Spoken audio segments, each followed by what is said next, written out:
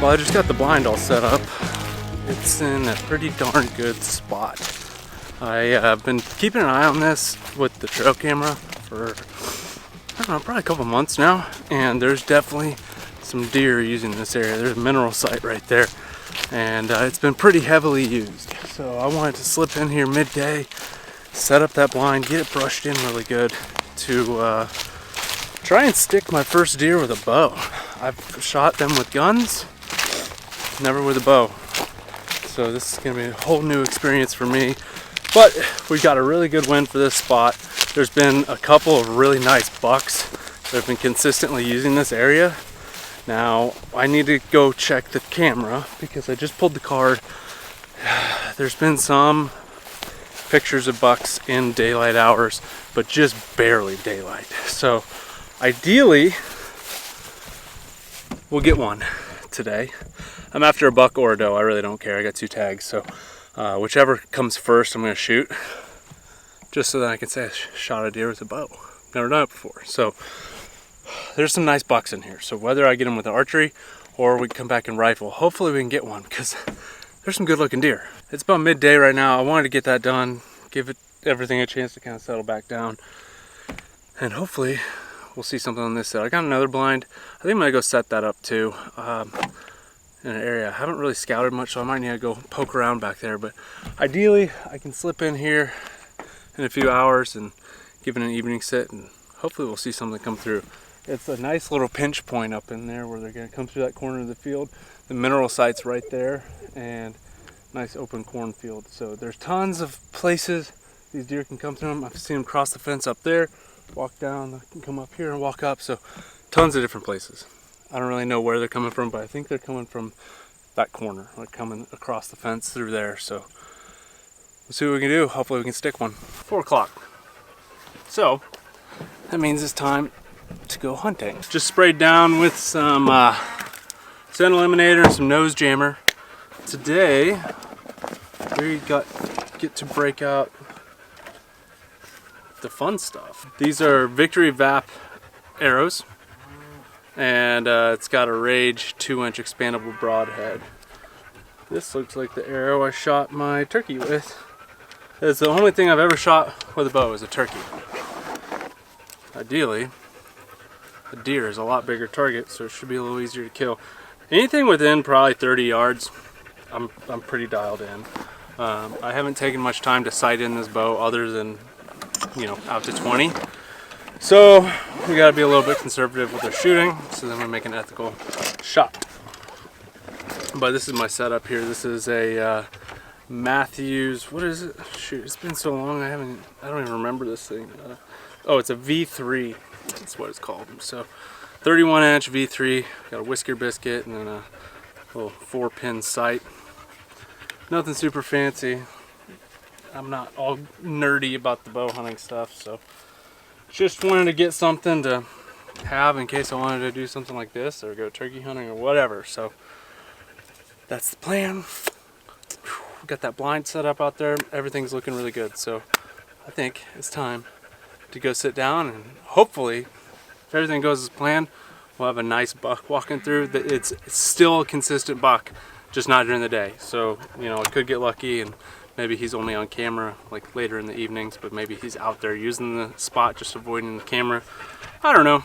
I hope to see something tonight, really. Buck, doe, I really don't care. I want to bow hunt. I want to learn how to bow hunt, and so this is kind of my first real adventure in many years. Since probably 10 years ago is when I started bow hunting deer for like a year and a half, and after that I just kind of gave up on it. So looking forward to getting back into it now that I've got a little bit extra time. Got plenty of spots to deer hunt. It's just most of our family's ground is just not great for duck hunting, but man, we have some good deer. So hopefully we can knock a deer down tonight. All right, we're set up. It's a perfect wind for this spot. What little bit of wind we have, it's just coming right at me. It's perfect. So these deer should be coming from the left, coming right in front of the blind. Mineral site's right in front of me. Cornfield's off to the right side, so if they do come from the right, I mean, this is a pretty heavy travel corridor, so they could come from straight in front to me, left to me or right to me. So I don't really know exactly, but if I had to bet, it's probably going to come from the left or right in front. So we've got arrow knocked. We're ready to rock. Hopefully we'll see something here this evening. I think that the weather is perfect. It's just everything is lining up, and it's almost the end of October, so things should be getting pretty active out here. So fingers crossed, hopefully we see something.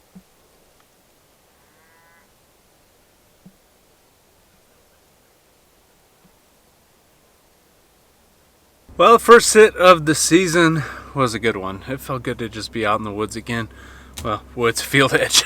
That's all we really have to hunt around here. We don't have too many like big patches of trees that I can go sit in, so kind of forced to work pinch points and try and funnel them through different areas into these ag fields that we own. So, you know, today was good. I had 3 does behind me on the neighbor's property.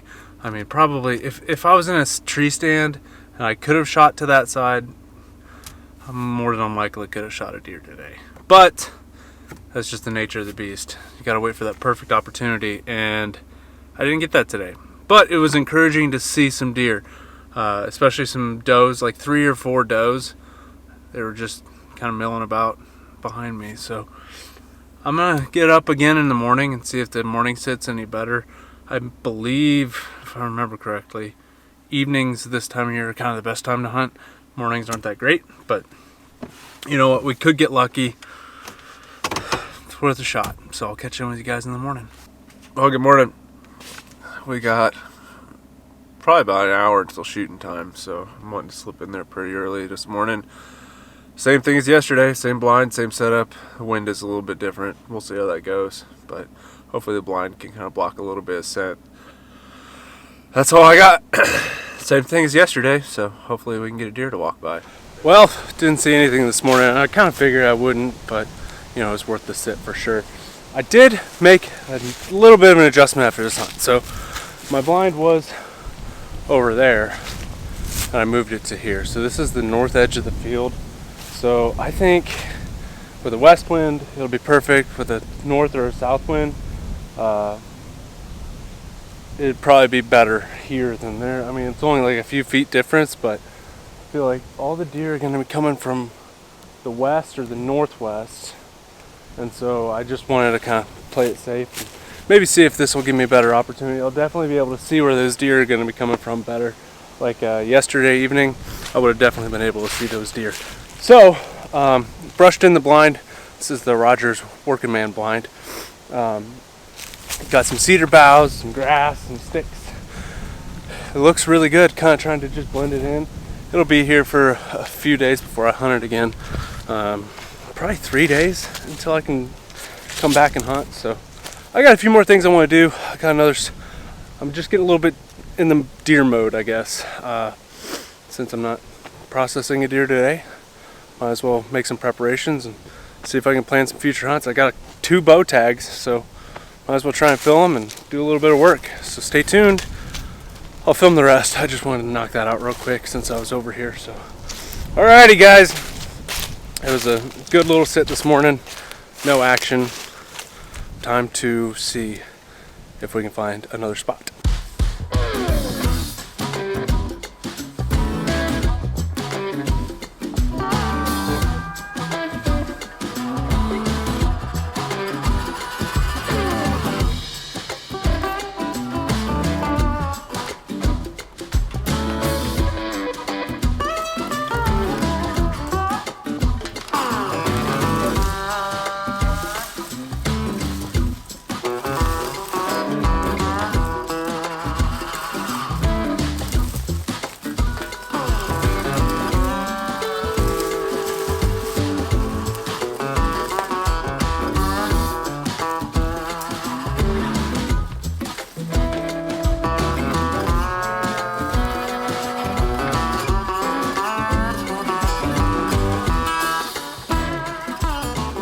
This blind is all set. This is a really good spot. This is actually, I got a homemade tree stand that I built in high school, like right back over here. I still remember my first like solo bow hunt. A little doe came across this fence, walked up this little creek here, right under the stand. I was just so discombobulated I didn't know what to do. But we got this blind set in this nice little clearing, and this place was loaded with deer last night. I put a camera up yesterday and a little mineral site right here, so that's really awesome. It's good to see a bunch of deer in here. No bucks on camera last night, but there was like 8 does in here, so they were in here like 3 o'clock in the morning. So hopefully this all works well. I think this is definitely like a north-south wind kind of place, or honestly an east wind, which we don't really get that much, but like this morning is a southeast wind. So this would have been an awesome place to set up. So brushed in the blind a little bit, you know, some sticks and breaking up the outline, knocked a little tree over on top of it, so looks really good. I wonder if I got a chair that I can put in there. I raked out the bottom, like I did it all white, tight, and right, so this blind is totally good for the next time I hunt. And I saw this and I was like, you know what, this would probably be a good opportunity to do this. I made a scrape. Now I just cleared out some dirt underneath this little tree branch right here, but we'll see. I'm just now like starting to get into the deer hunting stuff. Like I'm starting to kind of learn it, figure it out. Here's my mineral site that I did yesterday. So you know, this is a spot that I've always thought would be good for deer hunting, and it usually has quite a bit of deer sign back in here. It's just I don't really do much deer hunting, so just kind of dipping my toe into it to experiment. But the set looks really good. Now we just need to let it rest and give it some time, and hopefully some deer start using it.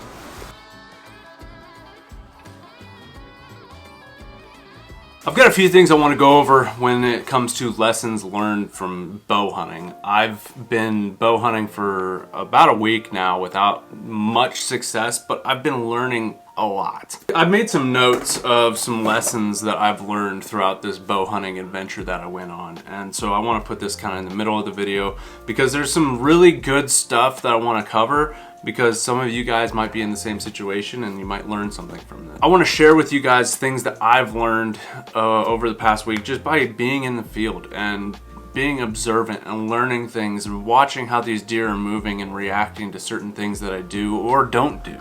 So first and foremost, I think the most important thing to do is play the wind. I was of the belief that you know, if scent control, you can do really good scent control, and then if you're in a ground blind, that blind's gonna block your scent, and that's not exactly the case. So I've actually been winded a couple of times from a deer that's downwind behind the blind, and I've thought that I did everything in my power to be undetected by these deer, but their noses are so difficult to fool. It's really kind of cool how good of a smell that they can have. They know you're there without seeing you or even hearing you. They can just smell you. It's incredible. Ground blinds, they probably block a little bit of scent, but not much. And also scent elimination, it's not 100%. It definitely helps, whether you shower with unscented soaps, you use scent control spray, nose jammer. That's all the 3 things that I was doing. And even then,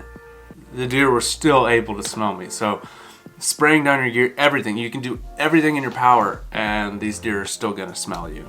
So playing the wind is probably the #1 thing that I've learned this week from bow hunting, is that it makes a big difference. Another thing I learned is that weather really affects these deer. I chose to bow hunt in a really crappy weather time of year. I mean, we were hunting 60, 70, 80 degree days, and I was just seeing very little deer movement. But on the mornings where it was a little cooler or there's some weather moving through, I started to see some more activity. So I really think that on those warmer days, it's probably better for me to not even put time in the blind, simply because they're not going to be moving very early. You'll see maybe a deer like with 5 minutes left of shooting time. So I've learned that weather really does affect how they move and where they move. So being mindful of the temperature, the wind, and all of the other external conditions, that'll give you a lot of information on where to go and if it's even worth going and how to hunt them, because it's my understanding now that these deer, when it's warmer, they're going to stay in the cover. And so you want to hunt them in the trees versus where I've been hunting field edges. I'm just not seeing a whole lot of movement unless it's a little bit colder. So that's something that I've learned as well. And the last thing that I've learned this week is that deer can slip in undetected. So I have a couple of times now just looked over and there's just a deer standing there. It's the craziest thing. Like, you'd think that you'd hear some leaves crunching or, you know, a branch snap or something, but no. So these deer, they can just move in so stealthy and so quiet that you just never even notice them. So you always got to keep your head on a swivel, always be prepared, especially at those peak activity times. Keep your head on a swivel and don't miss out on an opportunity just because you weren't paying attention, because these deer, they're stealthy and they can slip in, smell you, and bounce, and you'll never even know that they were there. It's incredible how stealthy these deer are. They're really cool animals. I've enjoyed hunting them, and I'm looking forward to hunting them more in the future. Well, good morning. I think this is going to be a good spot. We got a good wind for this spot, and it's been getting pretty regular activity. There's a nice buck on camera. It seems like it's going to be a really good sit. There's been a buck on it the past couple of days. Consistent does, and like I said earlier in the video, it's just like, I don't care if it's a buck or a doe. I want to sling an arrow, and I just want to check that off the list of things that I've done in my life. Whatever I get today, if it's a buck, great, check that off the list. But if it's a doe, it's good too. I'm happy either way. So this is just an intro for me to get into bow hunting. So you got to start somewhere. So you got to shoot a doe, you got to shoot a buck. Doesn't really matter. Just got to shoot a deer with a bow. I mean, that's a huge accomplishment in and of itself. Hopefully we can get set up and let things kind of settle down for about another hour or so, and then we should be seeing something at first light, ideally.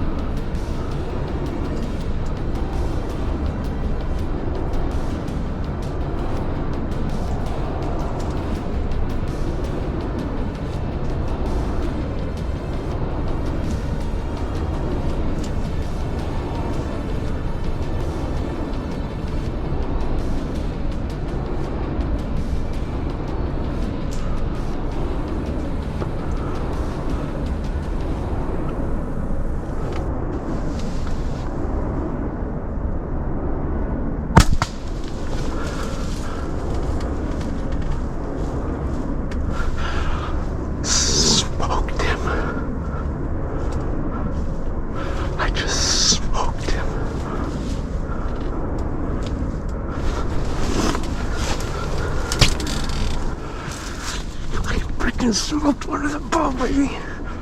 I think I spined him. Oh, I gotta go put another arrow in that deer.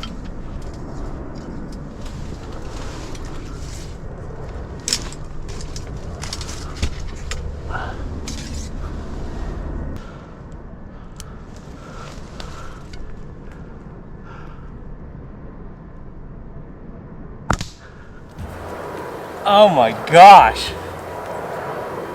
What a day. That's a good little Missouri deer right there. 1, 2, 3, 4, 5, 6, 7, 8, 9, 10, 11 points. He just doesn't have a lot of mass. He's definitely a young one. What a hunt. This is crazy. The shot, we'll see. It's a little further back than I wanted it to be. But I was shooting through some brush, and so I'm guessing the arrow deflected a little bit. But nonetheless, it did the job. I think I spined him. He just dropped on the spot, and I don't think he could get his back legs working. So, you know, it is what it is. I mean, that's the nature of hunting. You know, there's just certain factors that you can't control. But nonetheless, we filled the tag, baby. And I got my first archery buck, and it's 11-pointer at that. So, I mean, I'm so happy right now. This is just such a cool deer. Just the story of it. The sun was right in front of me. This deer comes through the woods. I see these antlers and this head bobbing coming through the woods. I didn't have very much time to react. And so I was like, I grabbed my bow, keep my release on there, and I'm just having to stare down with this buck. And he starts going to the left. And fortunately, he got just enough to the left where I was able to get back in the blind, draw the bow, come forward, and squeeze off a shot, because he was definitely going to bounce. So I'm glad I was able to make this connection happen. It's a great deer. I'm super stoked about this being my first bow hunting buck. And duck season opens tomorrow. It's just a great day. And I shot it in the morning, so I get to deal with this all day long. Don't have to have a late night cleaning deer. So all in all, man, I am just so on top of the world. Using those Rage broadheads, it obviously cut up pretty good. I'm hoping the arrow went in like this and not like that, but you know, it was stuck in him and he was rolling around on the ground, so I guarantee you this thing's gonna be kind of nasty to gut. But what a day, what a morning, what a story of this hunt. Oh my gosh.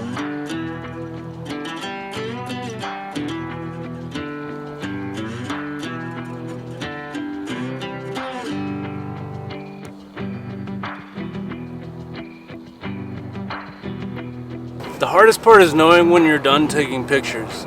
I just want all the pictures, but I think it's time to get to work.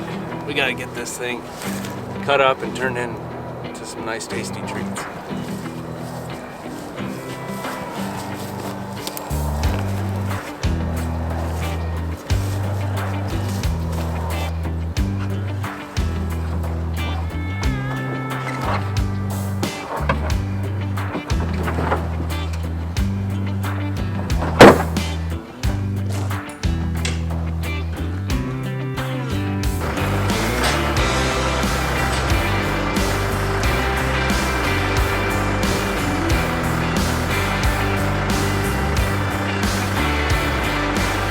I don't know at this point what kind of video I got of this encounter. It was an interesting one, man. I mean, it just all happened so fast, and there's different factors that I hadn't considered prior to today until I was in the situation, the sun being one. The sun was shining straight into that blind. So something to note for the future is maybe I need to adjust where I've got it, or maybe that's just an evening blind. I don't really know, but you know, first time bow hunter, really. I mean, it's just a learning curve.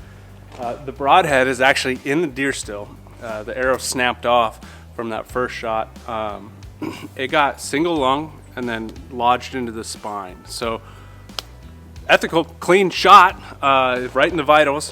So he would have gone down had I not hit the spine. He would have ran off and piled up somewhere, but he made tracking incredibly easy. Every deer I shoot just seems to just flop over and die right where I shoot it, because that happened last year with the big buck and the doe I shot, and now to archery deer. So, you know, maybe one day I'll get to track one, but I'm not complaining. It's actually kind of nice to just smoke it and then it just tips over. That was nice. I was a little bit concerned with the shot placement when I was looking at it all, but everything was perfect. It was just exactly how it should have been. So super stoked to have this encounter with this buck. Now, is he a giant?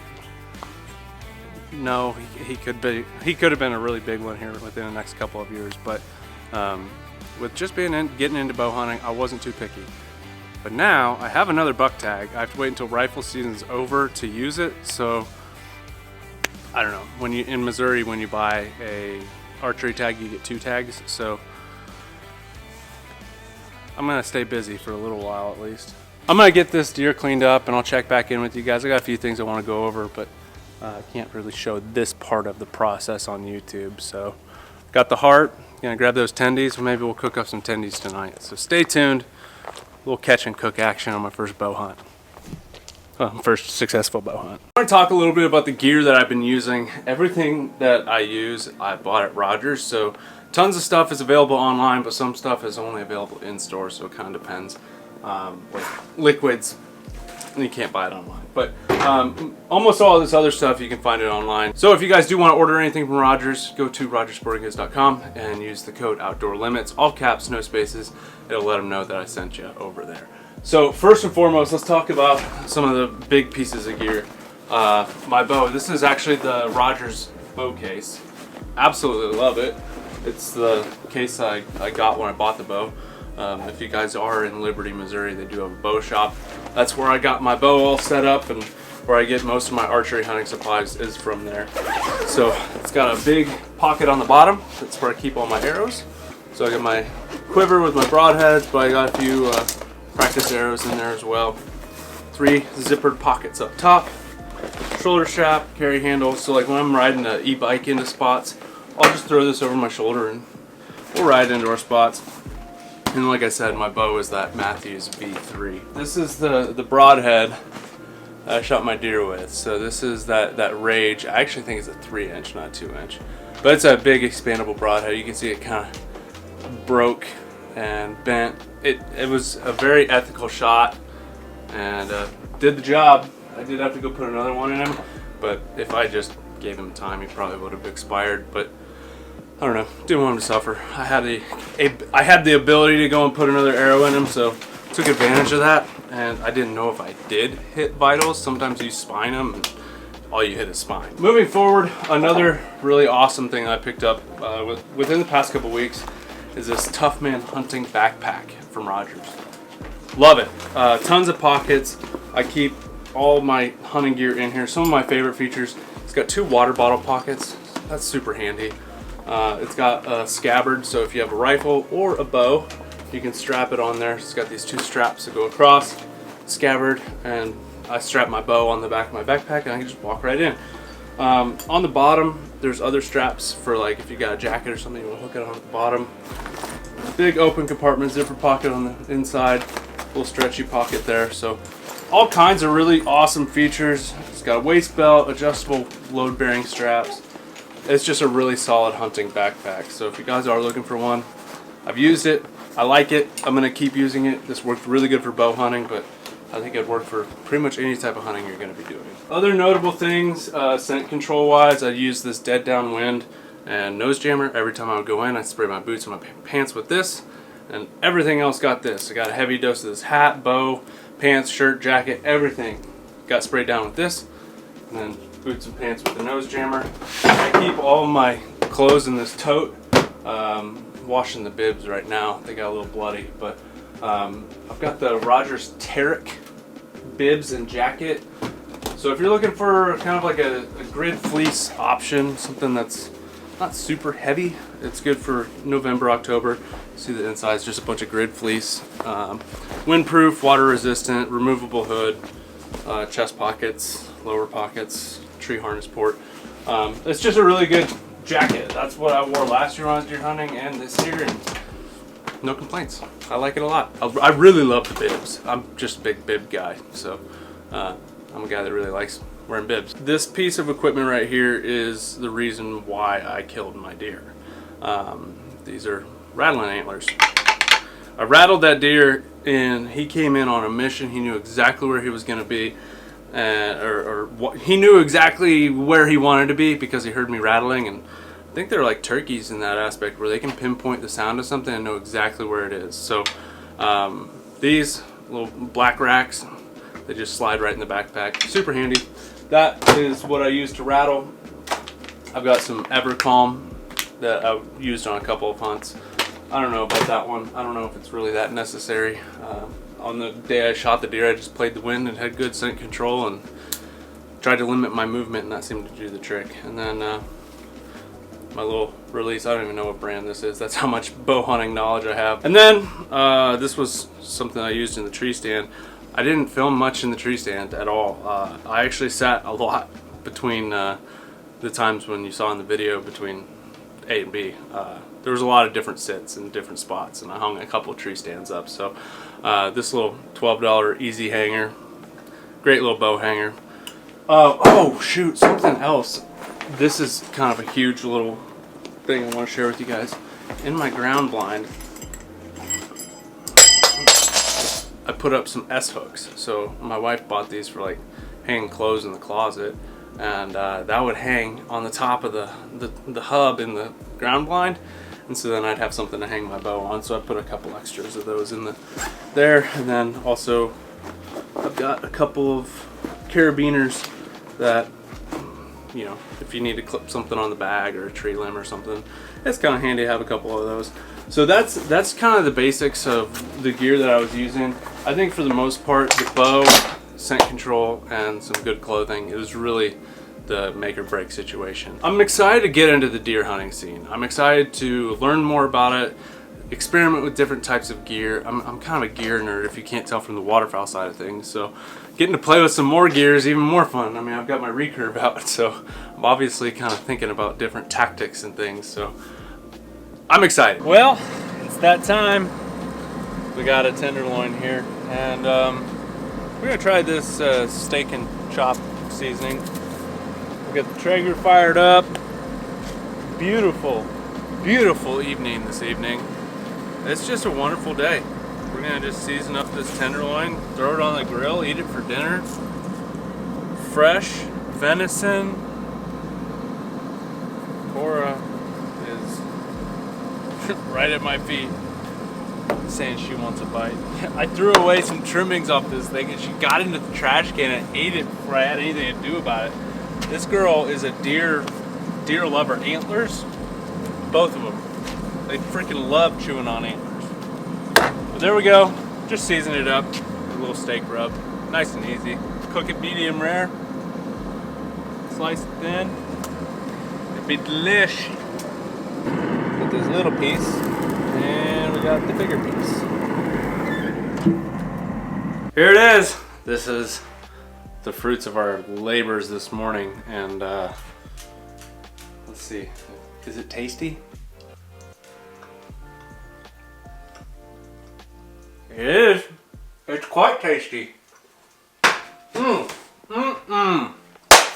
Just a little bit of seasoning on there. Throw it on the grill. Cook it medium rare. That is some good stuff. There's really nothing better than a deer tenderloin. I think backstraps are maybe a little bit overrated. Personally, when I've cooked deer, I think I like tenderloins, and then I like the top and bottom round, and then backstraps. So, oh, also, don't sleep on ground deer meat, because that stuff is pretty good too. We last year we did 80-20 with 20% just beef trimmings, beef fat, and that was probably the best ground deer I've ever eaten in my life. So there's a little tip for you guys. It's time for me to eat some dinner, kick back, relax. I got duck hunting in the morning, so I'll check in with you guys here tomorrow. This is a very kind of turning point hunt for me, because it's really got me back into the deer hunting scene. I've got that itch again. So I'm excited to see what we do moving forward. We've got some management plans to put together, some deer to keep track of, some trail cameras to put up, some tree stands to buy and hang. So this is going to be the start of so much more, and I'm looking forward to everything moving forward. So if you guys did enjoy today's hunt, let me know down in the comments, and if you haven't already, leave me a like and subscribe. There's gonna be tons of more hunting content coming out on this channel. But that's it for today. I hope you guys enjoyed it, and I'll catch you guys on the next one. Well, good morning. Heading out on another deer hunt today. It's a doe hunt. Rifle season has not started yet, so can't shoot another buck until then. The weather is really not looking that great for the ducks. We still haven't gotten any really good pushes from what I can tell, so I'm gonna spend some time in a tree. I've got a hang-on stand and sticks, which I'm gonna try out for the first time today, so hopefully it all goes smoothly. I've given myself quite a bit of time this morning to make my way in there, hang the sticks in the stand, and we'll be back in the trees on a spot that I've never hunted before. This is a spot I've always wanted to go to, always wanted to check out. It's gonna be an awesome sit, just so I've got a good vantage point for a lot of things. I've got a trail camera there that I haven't looked at yet. Put it out a few days ago, so I'm curious to see what's on that SD card. So then I'm just taking a new inventory of a spot I've never really explored. There was some buck sign. This is generally like kind of almost like a bedding area for does. Every time I've gone in here, I bumped bedded does. So I don't know quite what to expect today. So I'm gonna just go hang the stand in a tree that looked really good, and hopefully we can get lucky and shoot a doe today with my bow. So stay tuned, guys. All right, I'm set up in the tree. Sit down real quick. Oh no, I just spilled my mountain hops. That's not good. I hope deer like the smell of mango. It was a bit of a conundrum this morning, figuring that out for the first time. I did it in my backyard and it did okay, but in the field it's different. This tree had a lot less limbs to like grab onto and whatnot, so got a little handy dandy camera arm now, so I'm looking like a real deal deer hunting YouTuber. I'm happy. This is exactly what Josh needed. I've spent a lot of time in the marsh duck hunting, and this is an opportunity that has always been available to me. I've just never done it. I've never taken the time to do it, taken my time away from ducks to chase deer, and this is something I've always wanted to do, and now I've got the itch, I've got the bug, and I'm happy to be able to do it. And I'm happy that duck season isn't really going that hot, so I actually have like a good excuse to say, yeah, I'm gonna go sit at a tree stand tomorrow morning. This feels really good. There's something about just hanging in a tree, watching the birds, seeing a squirrel, hoping a deer comes by. It's just, sometimes it's just what the doctor orders. But I haven't seen any movement this morning.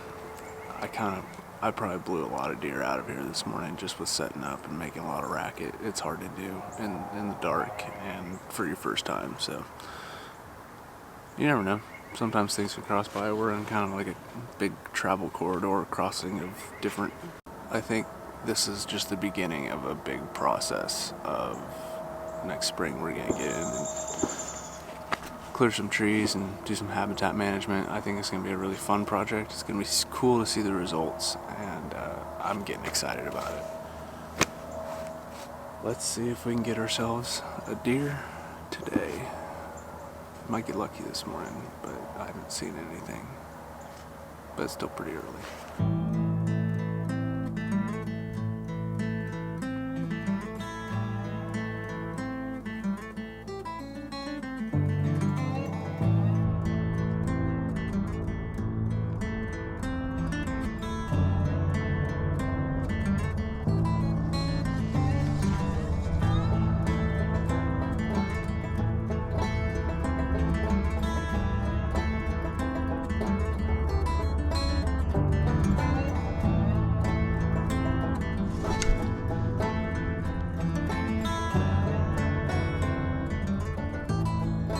Two does right there, which is exactly what I'm out here for.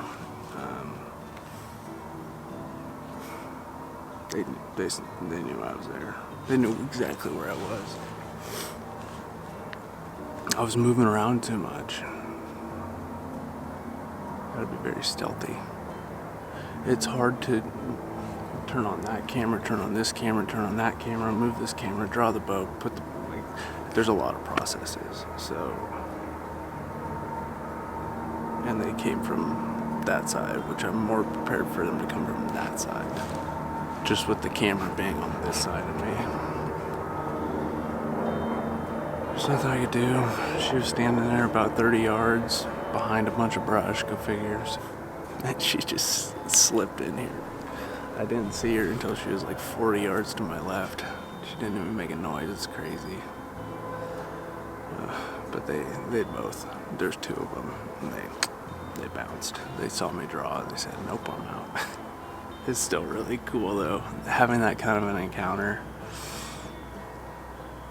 You don't feel that way with ducks, at least I don't. Maybe it's just because I've done it so much, but with deer, man, it's the pursuit. It's that feeling of, am I gonna outsmart this deer or not? Am I gonna be stealthier and not be caught by a deer? So there's some little things that I'm learning along the way that it's keeping it fun. It's keeping it interesting, and I got more excited about that doe than, I was just excited about that doe as I was for my buck. So, it just goes to show that, it's not about the antlers, it's about the pursuit. Gosh, that was fun. Even if that's all I see today, that was worth it. I've learned a lot today, between hanging stands and hunting out of a tree stand. Man, you've really got to be stealthy. And I'm not as high as I'd like to be. I'm maybe only 10 foot off the ground. This tree was a little tricky to climb. You live and you learn. That looks like a good tree right there. So I'll put a waypoint on X. That's what I did today. I marked that trail camera, so I decided to just come down here and set up on it. There's another good tree right there that would work. So there's tons of different options of future places to set up. So little things to consider along the way. It's kind of fun doing these videos because I'm able to share things that I'm picking up and learning along the way. So it's kind of cool. At least I didn't blow it like a big buck.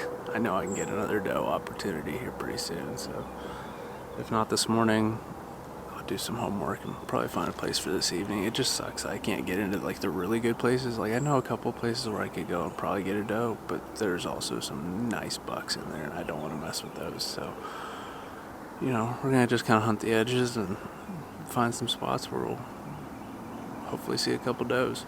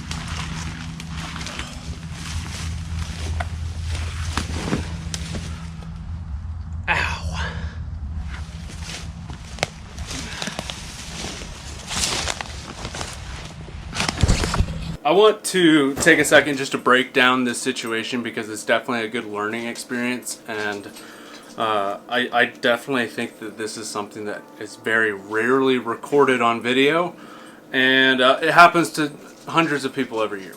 So I want to break down exactly how this happened and how to avoid something like this happening. Yes, I had a harness on. As you guys can tell, I was wearing my harness. I was strapped in all morning long. And it was just one little misjudgment on my way down to pack up, and also having not as much experience, or actually no experience as of that day, of how to use a tree stand, how to use your harness, and everything of that nature. I should have done some research on my end. Me being the idiot that I am, I just assumed you just get up there, strap in, boom, bam, you're done. That's not the case. This came with my harness. If you guys have hunted with a tree stand harness before, you recognize this. You got your little knot right here that you hook into, you can adjust it, and then you've got your loop right here. So this, I had it strapped in a ladder stand that was at a different place. So I figured, you know what, that's gonna be the only tree stand, I'll just leave that there. But then I go and buy a hang-on stand. So this, if I had this and I used it properly, we wouldn't be having this conversation. This is what I had.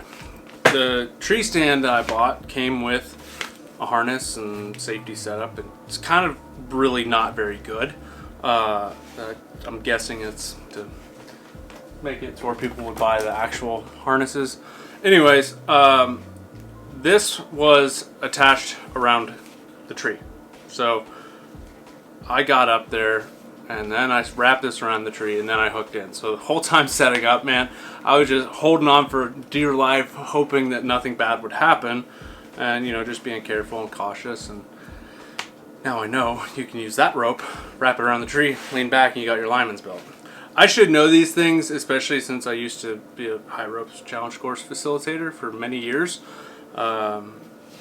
So perhaps I had gotten a little bit too comfortable. Anyways, this is wrapped around the tree. I go to wrap up after the hunt, going down. I'm like, oh, this is strapped around the tree. I have to take it off, move it to where when I'm on the ladder, then I'll be able to unhook it, because the fork had a little Y in it. So me being dumb, I took it, put it around a branch that was right next to me. I grabbed onto it, held onto it all morning, setting things up. So, you know, I could have landed flat on my back setting the tree stand in the tree. Had this on there, had my tether strapped to this. So this was, in my mind, still attached to the tree, right? So was it going to catch me if I fell? No, but who anticipates falling, right? So my reasoning was I moved it to that branch, then when I'm on the climbing sticks, I have an easier time to take this down and off, and everything comes down. Lessons learned. If you're going to use something like this, be smart. These are probably great to leave up in a stand, so then you can use your lineman's belt to get up there, and then you can use this as your second strap to then attach your tether to it, and then undo your lineman's belt. Here's essentially what happened. Is I leaned on that branch to basically get around it to then get on my climbing stick. So I made a poor judgment in stand placement, for one. I made a poor judgment in where to attach my harness, and I also made a poor judgment of limbs to grab onto. And it's been a few days, actually a week, since this event happened, and every time I've gone up into a tree stand, I'm always looking for those dead branches, and I just snap them off when I see them, so then I'm not tempted to grab onto it, or, you know, you can slip a little bit, you grab something, then you're really off balance if it breaks. So this event could have ended way worse than it did. Fortunately, I was able to brush myself off. I felt like, I don't know, 10 foot. Could have been way worse. Didn't land on anything. My ribs still hurt a week later. My back feels fine. Got a few bruises here and there still. Nothing super bad. I think my ribs hurt because I landed on the branch. So I was leaning on that branch to get around it, and when I fell, that branch was tucked underneath my arm, and I landed on this side. So I think I just really shoved that branch into my ribs. It doesn't feel very good. I want this to turn into more of a public awareness, or, you know, you always hear about tree stand safety and wear your harness, this, that, and the other, but it's just incredible how fast that happens.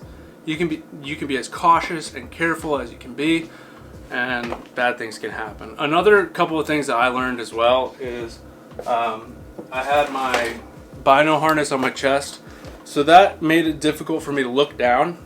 So now when I'm in the tree stand using the sticks, this does not come with me. I just use a strap around my neck. Another thing that was throwing me off too was I was wearing my big heavy lacrosse 1600 gram boots. My spaceman boots is what I call them.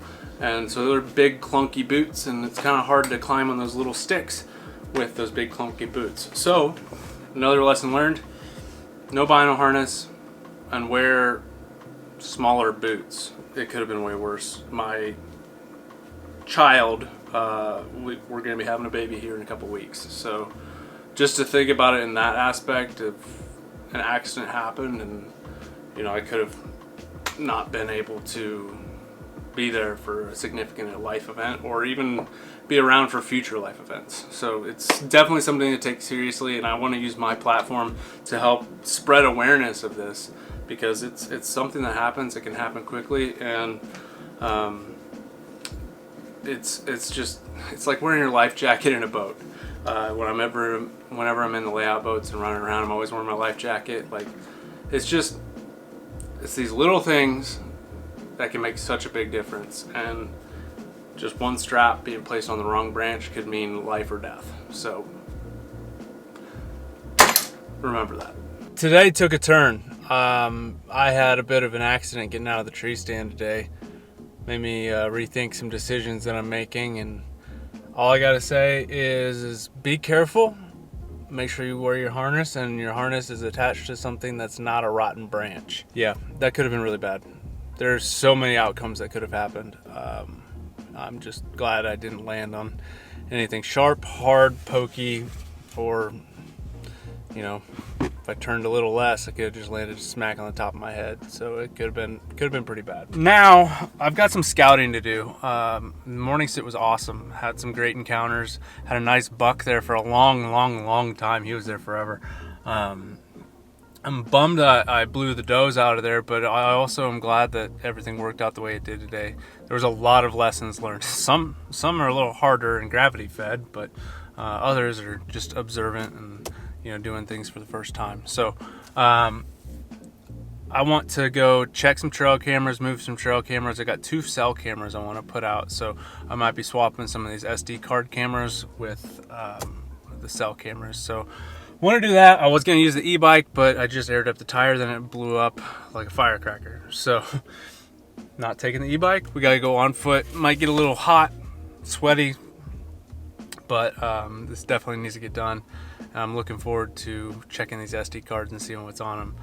The one from this morning had that deer that we saw today, and then there was a few other bucks, and it was just kind of like there was deer passing through there from time to time. But that buck this morning, man, he was on the trail of those does. Those 2 does came in, they winded me, or they just knew I was there. They spotted me. But that buck was grunting his whole way in. I heard a grunt. I'm like, is that a grunt? Because I've never heard one before. And so that deer just kept grunting all the way in, and it was just super cool experience. And seeing him on camera days prior. So anyways, I got a lot I want to do, a lot of cover, a lot of things rolling around in my head, and I might be just a little bit concussed. So I think I need to go maybe eat a little snack and take a little walk, get some fresh air. Let's go check these cameras and see what's on them. So this camera we're going to right now is by the blind I put up for that first bow hunt that I did. There's been deer on it. There's been some shooter bucks on it.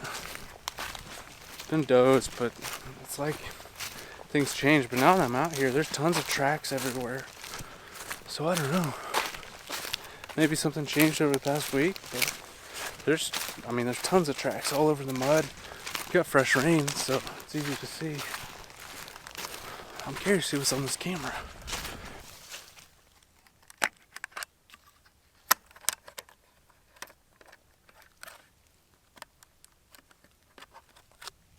Well, the camera looked pretty good. There was a new buck that is definitely a shooter.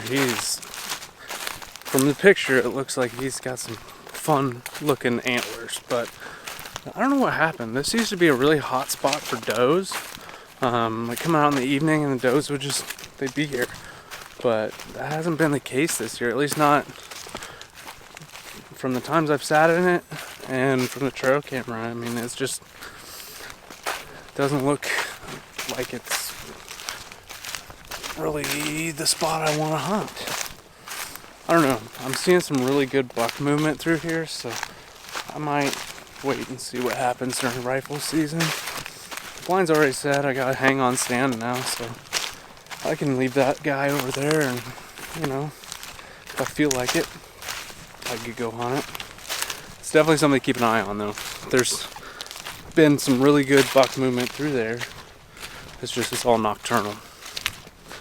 But wouldn't be a bad idea to maybe set up there during rifle season and see if I can rattle one in. I'm just curious to see what's out here. Now there's more buck movement going on. It makes it really exciting to go and check the trail cameras, and I don't know, I feel like every day I'm out here doing this stuff, I'm learning more and I'm becoming better at knowing where to position my cameras, what sign to look for, so on and so forth. So really, really, really cool. It's time to go. This is what I needed this morning. This would have saved my back, shoulder, neck, head, and prevented serious injuries or death. So made sure to get this. This was in a ladder stand, and yeah, mistakes were made this morning. Anyways, today, looking at the wind, looking at everything I've seen today, I'm gonna go sit in a spot that I didn't really want to sit in, but I think it'll be fine if I can get in there, get set up. I'm gonna hunt out of the stand. I've got a blind back there, but I'd much rather hunt out of the tree stand. So we'll get in there. We should see something this evening. I just don't want to bust out a big buck or something, but there's plenty of time between now and rifle season opening on Saturday, so hopefully I can get in, hopefully punch a doe tag tonight, and let everything settle down for a week. So, alright, it's time to go. It's about 3 o'clock. Let's go get this done.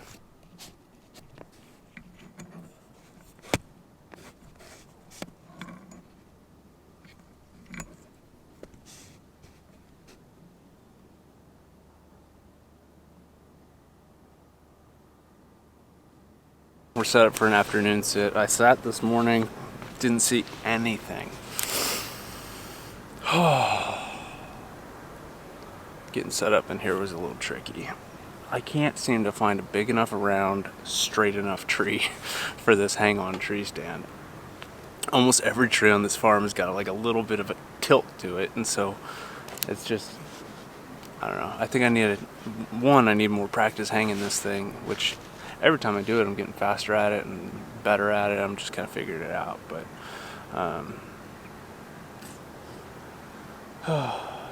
yeah, it just seems weird to have the top side kind of like just leaning out with the straps supporting it, and then the bottom's kicked against the tree. I think I might want to upgrade to ratchet straps instead of the little camp strap. Just a thought. Let me know down below what you guys use. I'm curious what you guys like to use on your hang-on stands or tree stands and whatnot. So, like I said, still out for this doe, this mystery doe, the doe that doesn't show. I actually had an opportunity the first sit, but it was just a bit outside, and it is what it is. That's why we keep coming out. It's the rush that you get when you see them. So I'm gonna sit here for the next, let's see, it's about 4 o'clock right now, so let's say about an hour and a half. We'll see. We will see.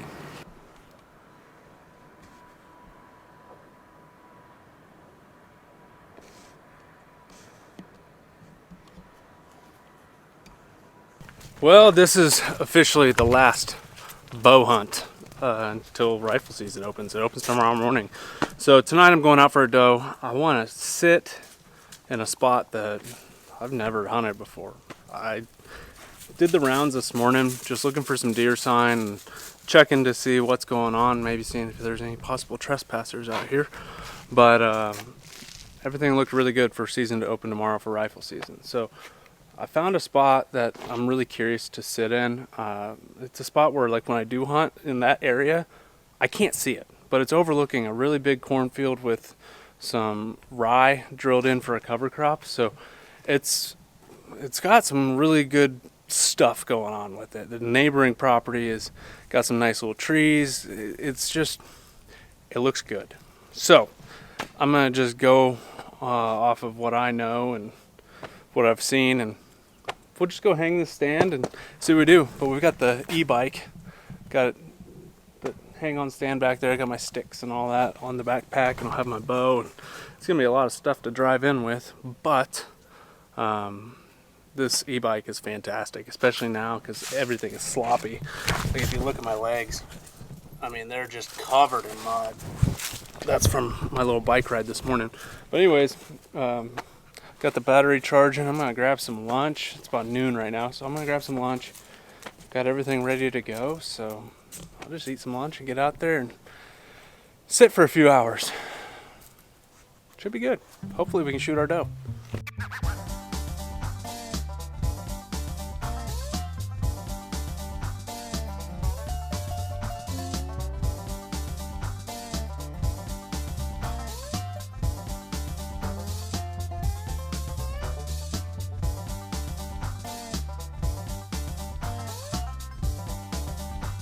I got him. No way. Freaking big old buck. Well, good morning. It is opening day of rifle season. There's a bit of an echo in here. We're heading out to a spot that I've got pretty good confidence in. There was a bunch of does on camera last night, and I think tonight with the super full mega moon, part of me thinks that this was like the end of the lockdown stage. I've been hunting hard all week trying to shoot a doe during bow season, and it just hasn't happened. Most of the does I've seen at a time is like 2, and it's probably like a mom and daughter pair, or a doe fawn pair. I found a buck on camera yesterday. That I hung these cameras up just a few days ago, and he's a shooter. He's a nice mature buck, and I think he passed through on camera last night. But, there's going to be a lot of pumpkins out today, so we will see what happens.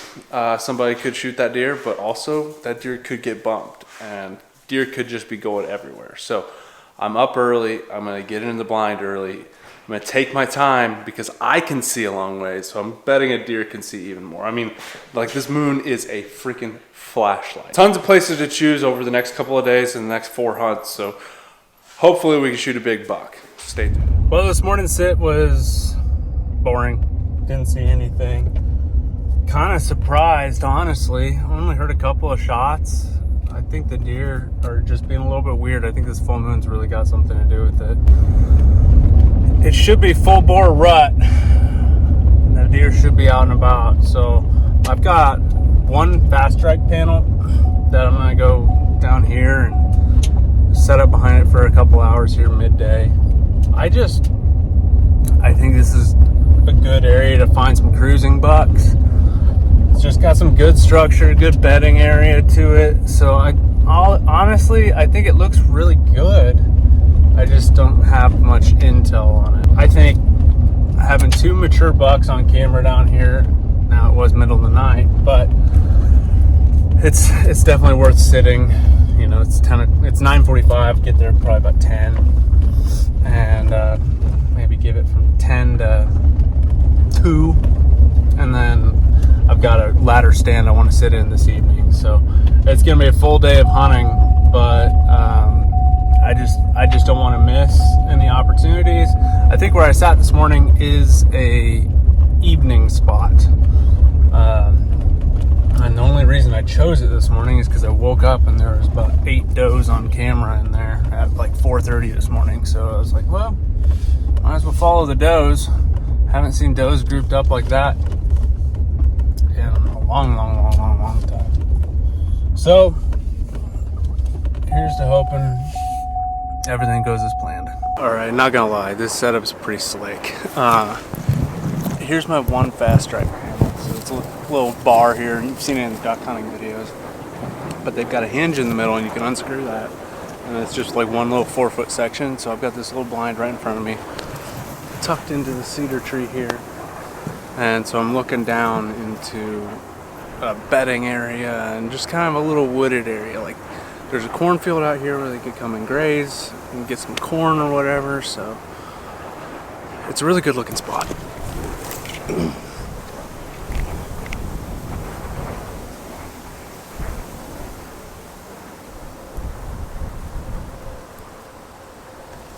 Oh, actually, you guys do know this spot. This is the pond that was right next to my sunflower field. The sunflower field was right behind me here. I've got a lot of visibility here, which makes this spot great. So basically any direction within 200 yards, dead deer. So we'll see.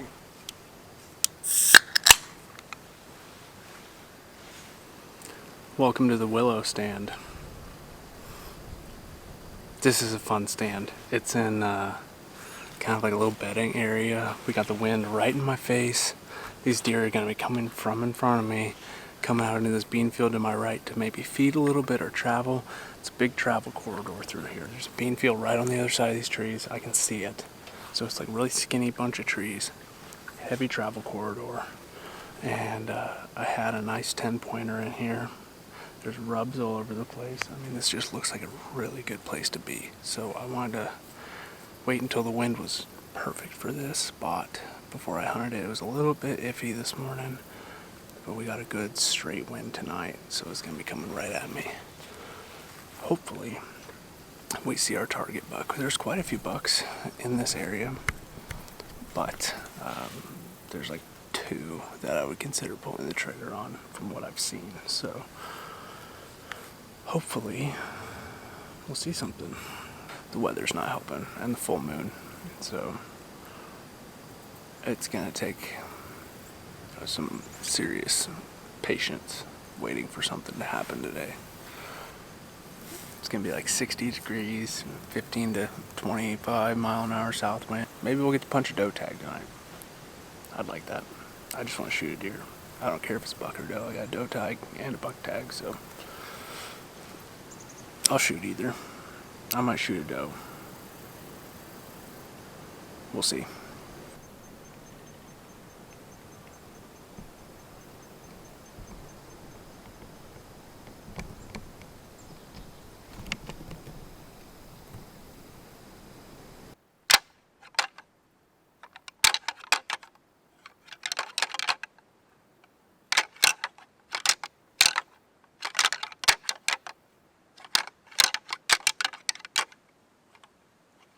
Well, day one of rifle season was terrible.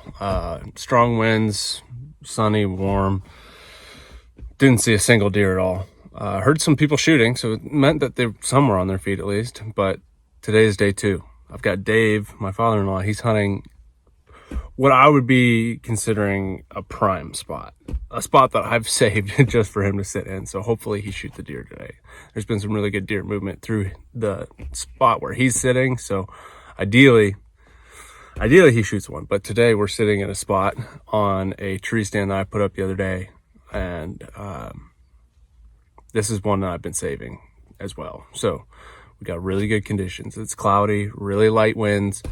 It's going to be kind of warm, but the clouds are going to be killer. So hopefully Mother Nature's on our side. The rut's in full force, and we get to see some cruising bucks today. So I'm excited for this sit. So let's see what we see.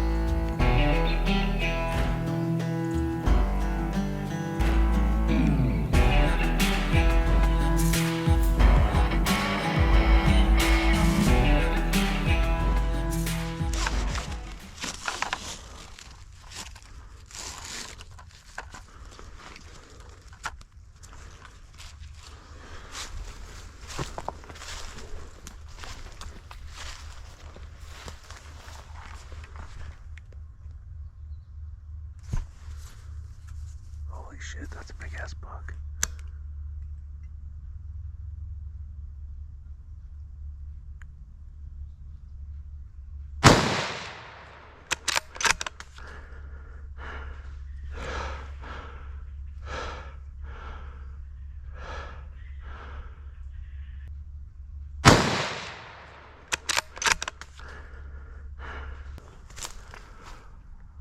I got him. No way. Freaking big old buck. Holy crap, I didn't expect that. He's right there. That's a big buck. Oh my God. Gotta love gun season. Please tell me this was on. 1% battery left on this GoPro. Oh my gosh, I gotta go put my hands on this deer. Holy crap. Oh my gosh. This was not how I expected today to go, but yes. Offhand, I don't know how this shot was, but this AccuTip bullet looks like it did the trick, man. He's just piled up right there. Done. Didn't even go 30 yards. Hell yeah. Oh my gosh. This is a story and a half. I've been hunting so hard. It's not a giganto buck, but it's a good one. It's a really good one. Oh yeah. Oh yeah. It just smells like buck in here. That's why I thought I got him. That's incredible. I think he's an 8. He's just a solid 8-pointer. This is an area I've always kind of wanted to hunt, but I didn't have a whole lot of confidence in it. But it definitely looks like a really bucky bedding area. Gosh, I can smell him from here. He's all ruttered out. Look at that. That's a great deer. Gotta get out of these stupid briars. Wow.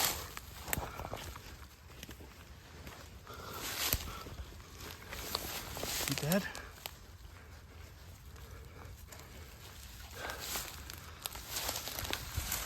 One, two, three, four. 1, 2, 3, 4. Dang good 8. Big old mature buck. Gotta love it.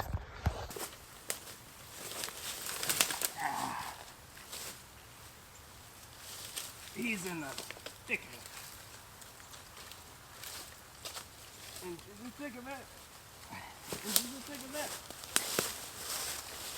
Oh wow.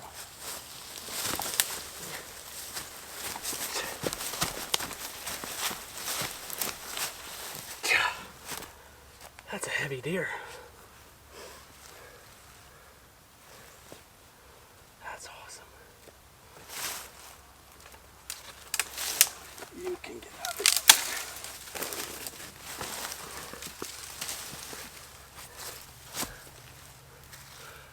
I hit right where I was aiming.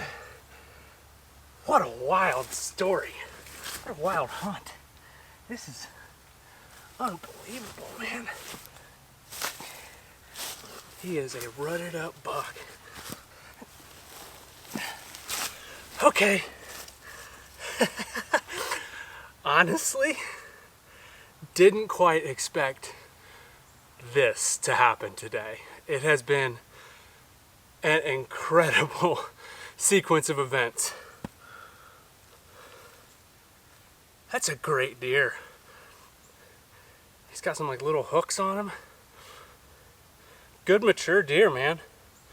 Not a giant, but man, that makes me happy. I'm so happy.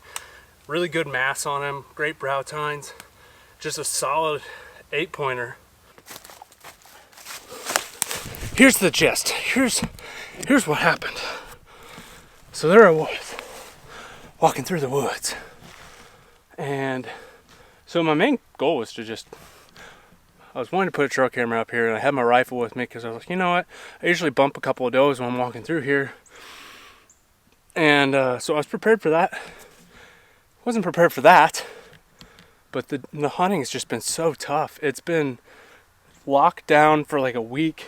They're not out in the open. They're not moving. Like this deer, he's way up in the thick stuff, just bedded down. You can just smell it in the air. You can just smell buck. Now, this is a little area that I thought was a bedding area, and now it's definitely confirmed. I've always kind of looked at it and been like, nah, it's not that great. But now, I think I might have a different opinion on it. But anyways, no, I'm walking through the woods, and I'm like, boop, doop, doop, you know, walking slow, being careful. Leaves are kind of wet still, the ground's a little wet, just taking my time, wind's in my favor. Like, if I'm gonna bump something, like, obviously, we saw what happened. So, I was prepared for it. I'm glad I had the GoPro with me. Now, is this the hunting video that I was wanting to have? No. But is this a deer I was hoping to shoot? 100%, man. That's a great mature deer. There is a bigger one out here, but I've been hunting hard, man. And duck season's about to get really good. And so now I've got my 2 bucks. This one's bigger than the last one, I would say, like definitely more mature. So now next buck I shoot needs to be more mature than that one. But we gotta drag this baby out. What a freaking day, man. What a freaking day. I was using the let me see here. Somebody asked me on Instagram what I thought of these. These Corlock tipped from Remington, 308 165 grain. They've got a polymer tip on them, hence the name tipped. And I'm curious to see what it looks like on the inside, but there it is. You can see maybe you can see the tip on it. Yeah, there you go. You can see that. But frontal shot, not ideal. To be honest with you, I thought I missed him. I was looking for blood, didn't see any blood. I'm like, I smell this deer. Sure enough, tipped over right there. I mean, he made it down the hill. That's it. All right, so I gotta go pick up Dave. Let's see how his morning went. I don't think he's seen anything. I was getting a little anxious, and rightfully so. I'm just in here and shoot a buck. Oh my goodness. That makes all the sits worth it. When, well, for one, I've never stalked a deer like that before. I've tried many a time to sneak up on them, but this is the first one where it's been successful. It probably also helps that it's firearm season, so that's what we got going for us. But holy smokes. If you guys wouldn't mind, leave me a thumbs up. That deserves a thumbs up. Now I might possibly cape this one out. We'll see. Maybe if this video gets 1,000 likes. No, that's too low. We need 2,000 likes on this video, and I will shoulder mount this bad boy. So, it's up to you guys. I'll cape him out, get him ready. Now the fun starts. I'll get him. Here, chill, Roy.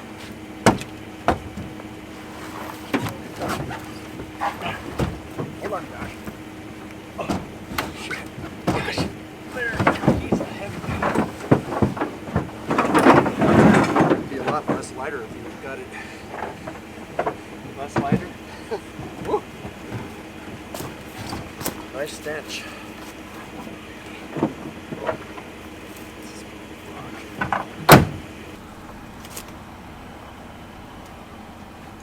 I think this is becoming one of my favorite sights to see. A mature deer hanging from a tractor. Here's a good look at the points, or the antlers. He's tight. He's got good mass. He's just a really good mature deer. Not the oldest on the property by any means, but I'm happy. I'm so happy. What an encounter. What a hunt. But check this out. So I was shooting those tipped Corlock bullets from Remington. smoked the top of the heart. I mean, just annihilated it. So perfect shot. The bullet kind of fragmented inside of the chest cavity, and the guts weren't touched. So I don't know if I showed you guys this, but the bullet went in right where the kind of hair starts to get all funky on the neck. So I just put it dead center on his chest. Offhand shot. I mean, just crazy, man. What a crazy hunt.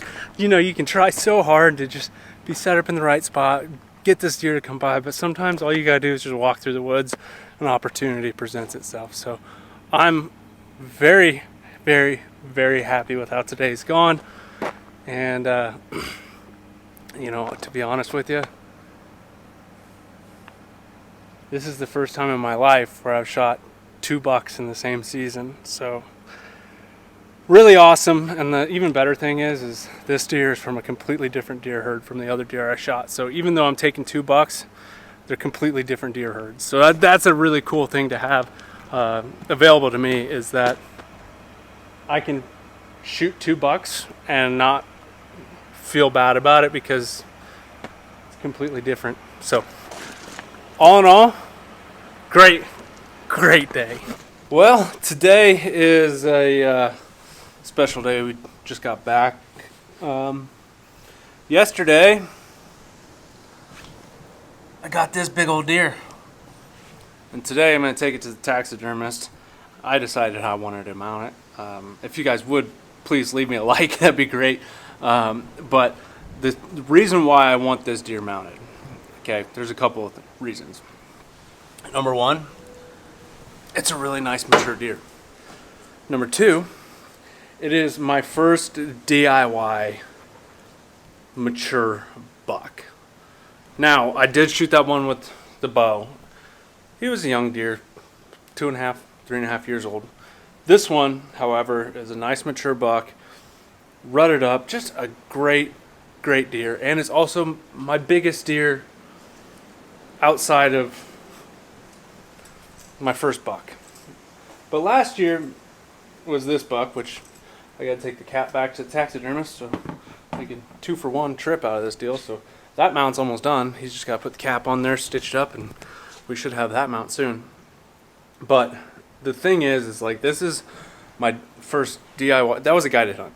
So went to Big Kansas Whitetails for a Remington media hunt, and so I got to hunt some really cool areas, but it didn't have the same kind of feeling in my gut that this one had, because I mean, yes, I earned it. I sat out all day for a day and a half until he came in, but I don't know. I'm sure you guys kind of understand where I'm coming from. Where, like, this is a very significant deer for me because it is my first DIY big mature buck. So cool story behind it. My father-in-law helped me drag it out of the woods.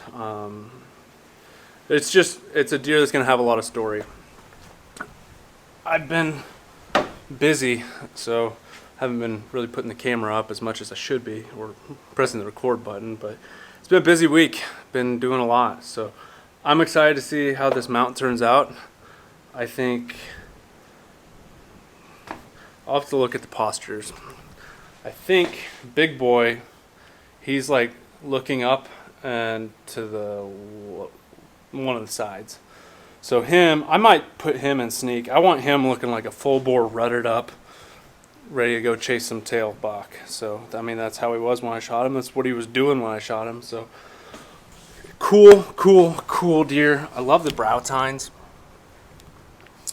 They got a little curve to them, and then the fronts, whatever the main beams or whatever, they kind of hook out at the front, which is really cool too. So some neat features on this deer. Little side profile there for you. I don't know if I really showed it off all that great, so there you go. I like the tongue. It's almost like he's got like bull horns.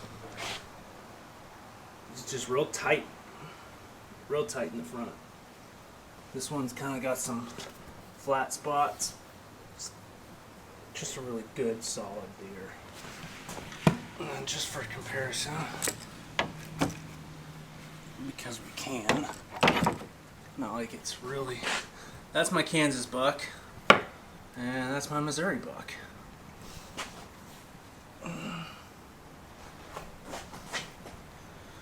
Which one do you guys like better? It's really not a fair assessment when one's further back. Anyways, that's a 141 inch 8-point. This one's got a little bit more spread. This one's probably 130. We'll see.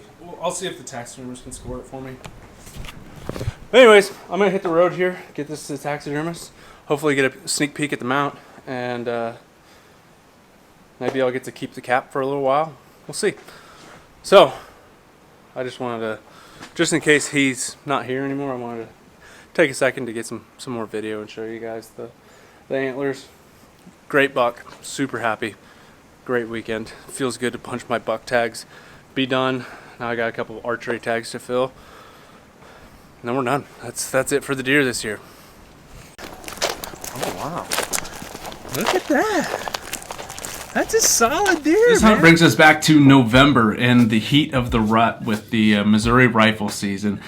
I had already tagged out at this point on my buck and my doe, and it was time to take my father-in-law out. He hunted the weekend prior when I was hunting, and he was unsuccessful that weekend. So we finally got a chance to get out again, and I was super excited to do this because I got to sit in the blind, film the hunt, and be able to show you guys everything that was going on with this. One of the tools that we used the most during this hunt and was kind of the most helpful was on OnX. So if you guys are unfamiliar with what OnX is, it's a mapping app that's geared towards hunting. It's super intuitive, super useful, whether you're a whitetail hunter or a duck hunter. I use it for both. But the biggest tool for today's hunt is the radius tool. So what you do is you click on a waypoint, and then you scroll down to waypoint radius, and you can set the range that you want it at. So for rifle season, I do 200 yards. And so we're able to see on the satellite imagery what a 200-yard radius from that waypoint is. So, you know, in some areas, you're able to kind of judge the distances a little bit easier than others. But for this hunt, we knew we were sighted in for 200 yards. Anything within 200 yards, just put the crosshairs on it, pull the trigger. We were able to kind of read the map, look at the lay of the land, and have just kind of a really rough idea of what that 200-yard line looks like. And later on in the morning, when the deer came out, they came out right between that 150 to 200-yard mark, and it was just a perfect lineup shot for this hunt. The coolest thing about this hunt is it was my first time getting to share the blind with my father-in-law. Being able to film that and be able to watch this hunt and participate in this hunt with him was super cool. So if you guys enjoy it, make sure to leave me a thumbs up, and if you're new here, make sure to subscribe so that you can stay up to date on all the future hunting videos that are coming out. So I hope you guys enjoyed today's video.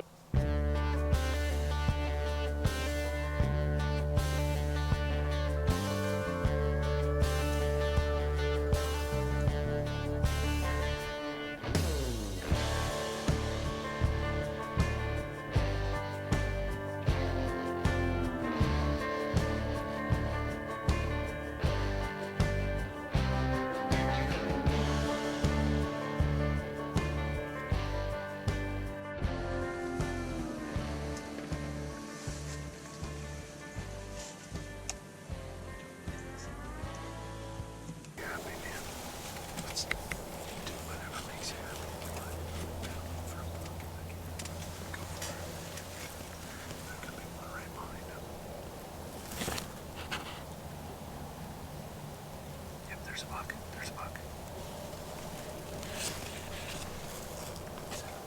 Yes. Let's see. He's right by the tree. He's a shooter. Let's see.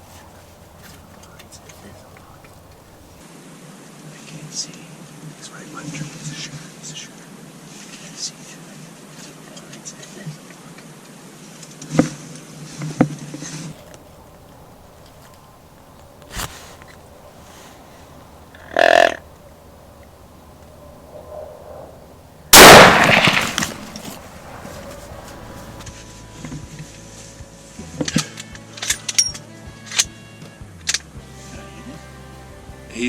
He's hurting.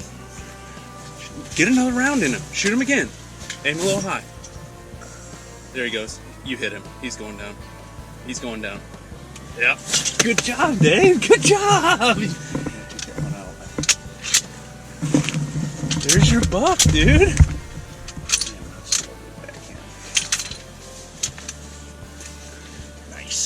Good job, Dave. Oh, there's another buck. Nope, that's a double. I think he was an 8. You want to give him a minute, or you want to hop out and go chase him? Shit, no. Give him a minute. Good job.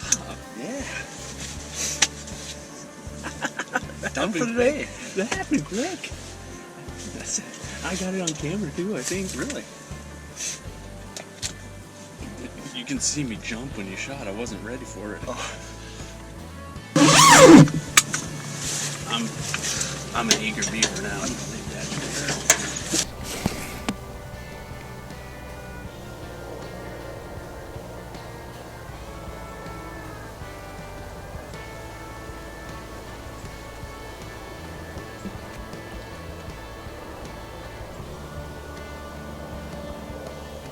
Well, Dave just smoked his deer. Oh man, I'm happy about that. Right about 200 yards. I got his 270 dialed in before season opened, and it was shooting. I had it set up 2 inches high at 100 yards. So it was dead nuts at 200, and that deer was basically standing right on 200. So I'm curious to see how his shot went. There's another little buck just standing out there. I'm so excited. That got me pumped. I had a feeling today was gonna be the day, so that makes me so happy. And then there's another buck just cruising. I didn't really get a good look at this deer, so I'm curious to go take a look and see what it's all about. I could see that it had a decent set of antlers, and basically what I could see through the camera. Dave was the one with the optics, so we'll go check this deer out. I see antlers. Oh my gosh, yeah. I see antlers. This will be one to send to your brother. Oh my gosh.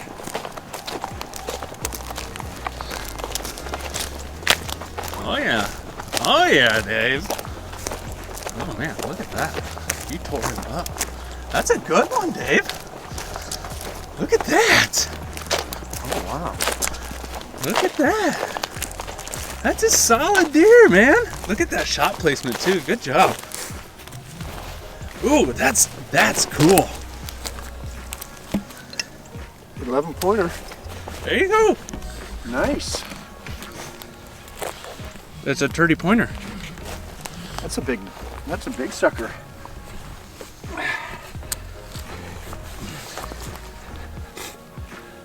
There you go.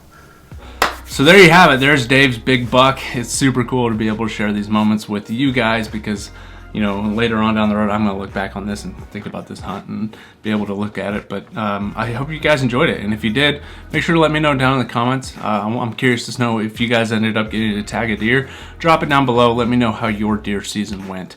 But that's it for today. I hope you guys enjoyed it, and I'll catch you on the next one. It's January. I still have a deer tag in my pocket. It is bow season and doe only. We've had a huge cold blast come through. Duck season's closed. The goose hunting isn't that great. Everything's locked up and snowed in. I'm kind of getting a little bit stir crazy. I need something to do, and we had a nice little warm spell come through. Warm being like low 30s, but still sunshine, low wind, warm weather. The deer are going to be on their feet and moving, looking to feed. Taking a look at OnX, we're going to go to a trusty little spot. This is where I shot a doe during rifle season and where my father-in-law shot his buck. So we're going to be sitting in the tree stand. I call it the oak stand since there's a bunch of oak trees around it. And it's just in such a great spot. I've got the stand marked, but there's tons of different areas where these deer are going to be coming through. So they'll come across the field, they'll come down the tree lines. We're just kind of in a really good travel corridor. And so there's a transition between food and cover and bedding, and it's just kind of a really interesting spot to hunt. As far as today's hunt's concerned, I think this is a great one, and we can look at the wind and everything on the app. So if you guys are looking to get OnX, go ahead and use the code OUTDOORLIMITS. It'll save you some money, and it'll give you all these kind of really neat features. Wind's looking really good for today, light winds. and it's just, everything looks really good for this hunt. So my plan is to go and sit in that tree stand on that waypoint and hopefully fill this last tag for the season. I'm getting into the deer hunting side of things. I'm getting into bow hunting. This is all new to me, and I'm just all for it. I'm all for learning all this new stuff and learning how to deer hunt because it's fun. I never realized that deer hunting would be as much fun as it is. It takes a few good deer hunts to learn that deer hunting is fun, because the bad hunts suck, but the good hunts are totally worth it. So stay tuned for today's video. Let me know how you like it. If you're new here, make sure to subscribe and drop a comment down below if you guys have been doing any deer hunting. I'm curious to see if you guys filled a tag. Let me know how your season went and what your plans are for next year. And if you guys have any tips for me, please make sure to drop those down below because I definitely need a few. So I hope you guys enjoy today's hunt.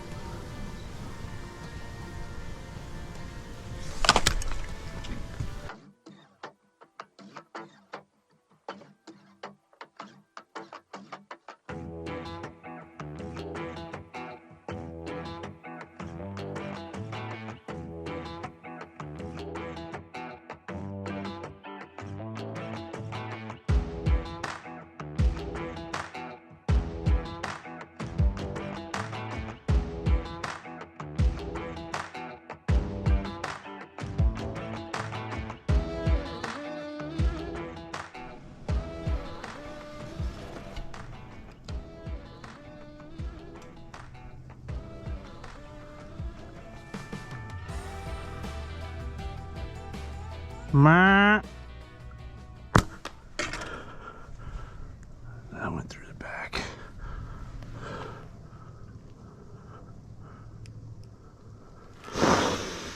That was it. Hope I nicked something.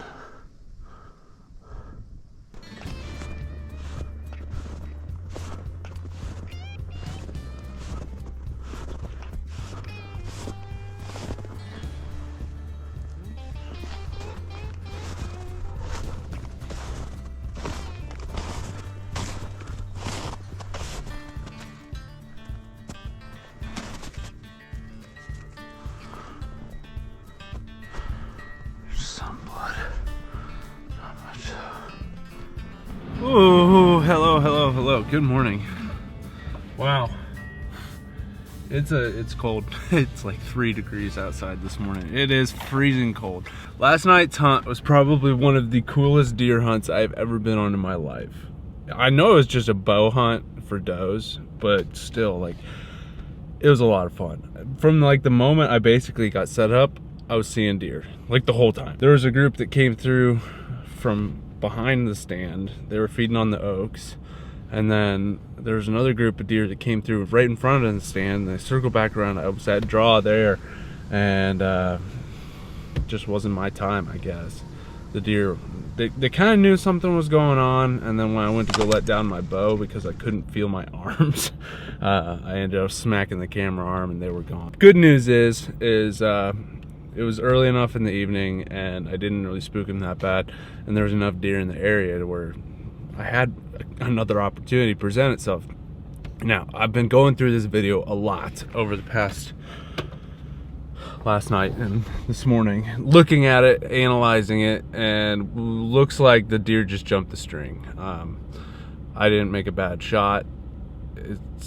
I just didn't account for that. I didn't realize, like, I know that you need to account for it. It just in the moment, being a new bow hunter and all, like, I just didn't think about it. So deer jumped the string. I got down out of the stand, found the arrow.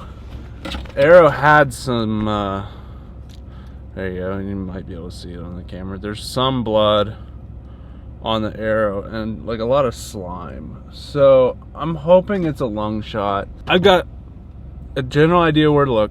I found blood, I found the arrow, and I backed out last night. So ideally, we can get in there this morning and find this deer. So let's go see if we can find it. Well, y'all, been looking for a while. It's about 9 o'clock and I've been out here since sunrise. The deer was right there when he got shot. My stand is right there, like 20-yard shot, maybe 30, 20 for sure, like a chip shot. Like, put the pin on it, pulled the trigger, dead deer. So what happened was, I think it jumped the string, and me being a rookie bow hunter, I didn't account for that to happen. So I've learned a lot this deer season, to be honest with you guys. This has been my first time actually getting into deer hunting. So there's been a lot of lessons learned this year. I've learned a lot about deer hunting just in and of itself, and you know, I've actually kind of enjoyed it. But bad news is, I think this deer is not going to be recovered. Good news, I don't think I hit anything vital. There was some blood. I need to check right here really quick. I don't think this deer came through here though. Blood trail. I got like a few drips. I'm going to show you guys some blood here in a minute. I got to get over there though. It's kind of thick snow to walk through. I followed the tracks until it kind of got entangled with all these other tracks. But by that point I had blood to follow, which is good. But long story short, I think this deer is going to make it. I don't think I hit anything too vital. I think I hit it really high and get to walk away with some lessons learned, which is good. Here's a spot that I think I marked for blood. There wasn't enough blood to where it's like really like a lot. Like, there's a drip, there's a couple drips, there's a drip, there's a couple, and it just goes through here. But over here, I marked it. Yeah, there's some more blood right here. And then I've got, there's some blood, there's some blood, there's some blood. But it looks like it's just drips. And when this deer's walking, you might get like a drop of blood. It's not getting me all that excited, which is good. Like, I'd rather have this deer, you know, recover and make it versus just completely not finding it. So that's always a good sign. It sucks to hit him in a bad spot, but at the end of the day, I think I hit it in a spot to where it's gonna make it, which is, that's good. We finally made it. I don't know if you guys see all the tracks on the ground. There were deer all over this last night. I was watching them from the stand over in the trees right there. And it's like the second I get set up, there's deer just feeding all through here. There's oak trees and locust trees and whatnot. This is the last bit of blood. Right there. So, I've looked. I went all the way across the field following a trail that I thought was that deer. I looked over here. I looked literally everywhere. And I think this deer lived. I think there was good blood here because it was just hanging out. And it was just standing around long enough to where it would actually accumulate on the ground. I could be wrong, but I've done a lot of looking, and I've looked at every in and out point on this field where this deer would have moved through and no sign of it. So my guess is that the blood froze on the skin and then it clotted up and then the deer is gonna live. That's okay. What I do want to do, since this video isn't going to include any deers, I want to go over some lessons learned. But let's get out of the cold. I might do this when I get home. Man, I tell you what, deer hunting is fun. It's time consuming, and that's why I never did it. But now that I've got more time, I'm able to pursue deer a little bit harder, and I've learned a lot, and I'm looking forward to this next year. So, great hunt to end January season with. Well, just ending deer season in general. So, got tag soup for this one, but that is what it is. You know what? Walked away with lessons learned and knowledge and a better idea of what to do next time. Look, there's blood right here. Where did this deer go? I don't know. Is that blood or is that poop? That is poop. Yeah. I think this deer is gonna make it, unfortunately. Well, fortunately, but unfortunately. Well, this has definitely been an interesting one to look through and look back on and think about. But there's a lot of things I've learned this season when it comes to deer hunting, and I want to cover some of those things, and some of them are prime examples in today's video and this hunt that was in today's video. Number one, stealth.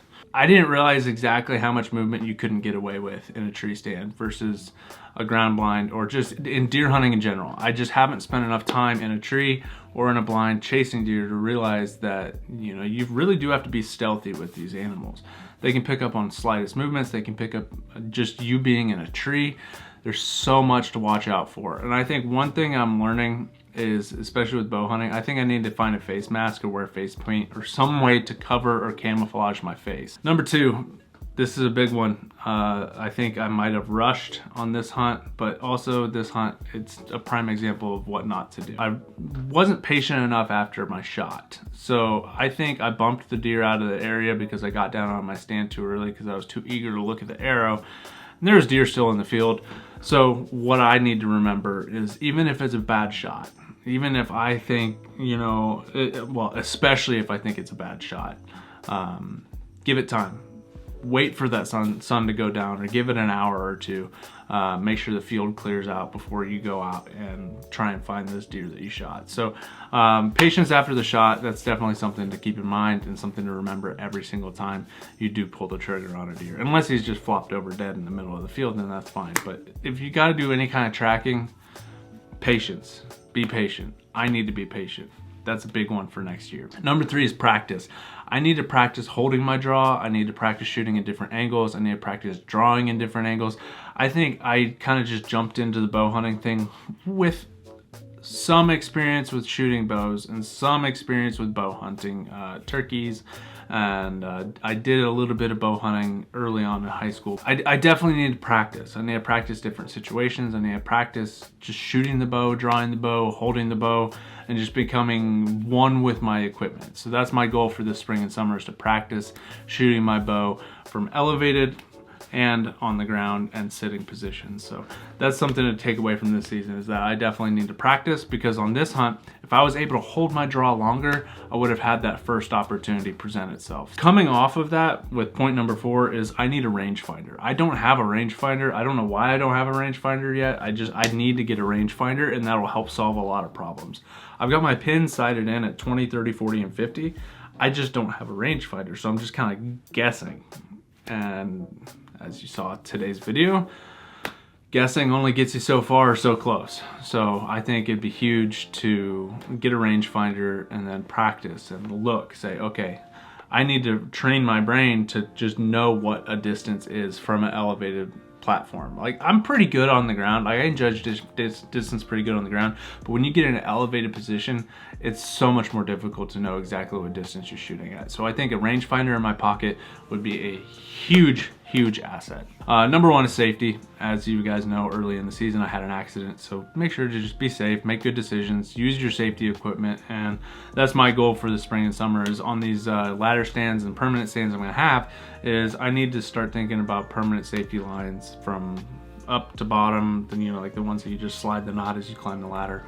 I need to get everything set up to be perfectly safe, to where every time I go into the stand, I'm hooked up from the time I leave the ground to the time I get back onto the ground. And then number two is, this season I also learned wind.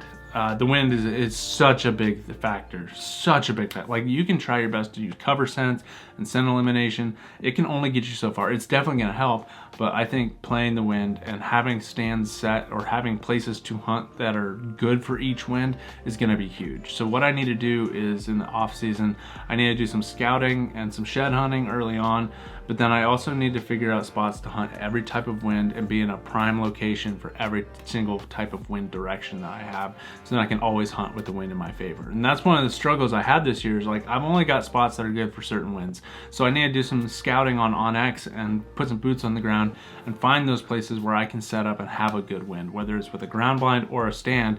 I just need to find some options that are good for every type of wind direction. The last one, and the last key takeaway from this season, is deer movement and the behaviors of deer. That's something that I've learned this year. Is I've learned the fine nuances, or some fine nuances, of where to look for deer. What does a bedding area consist of? What does it look like to a deer? Because it can be a big grassy area, but it also could just be this little tree line on a ridge with just some thicker cover, and there's just so much more to it than just like, oh, there's a grassy patch, that's a bedding area. That's not the case. And then I've also learned that does and bucks bed in different areas. Like, this has been a whole whirlwind of information this year that I've learned and picked up on.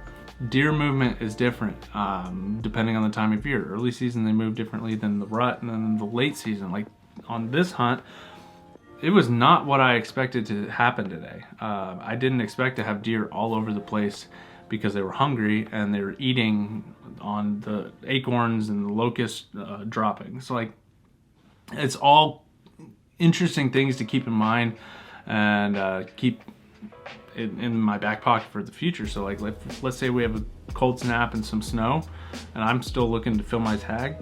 I know exactly where to start looking. I need to find those food sources where these deer are going to be hammering on it and scraping through the snow, trying to find that food on the ground. So deer behaviors, deer movements, that's another huge takeaway from this season, things that I've picked up on and things to keep in mind for future hunts and future scouting missions. So all in all, deer season as a whole, from start to finish, I got an archery buck, I got a rifle buck, I got a rifle doe, and I also, you know, I had my fair share of opportunities at archery does. So I think this was a huge success of a deer season coming off of last year, 2023 deer season. Like, I dabbled into the rifle stuff a little bit, got my father-in-law a deer, got my wife a deer, got myself a deer, and then the addiction kind of started and it just progressed, and now we're here. So now I'm excited to take this next step forward into the deer hunting world and really dial in on the bow hunting, figure out the scouting, hang the stands, do the work. Like, I'm excited about this deer hunting stuff because it gives me a chance to have boots on the ground and be able to think about hunting all year long. It's not just about scouting for birds and then hunting the birds. It's about laying the groundwork, and I'm looking forward to having that this year and planning for future archery and rifle hunts for next year. So if you guys enjoyed this video, let me know down in the comments. If you're not subscribed, please make sure to subscribe to stay up to date on new videos, and I will catch you guys on the next one.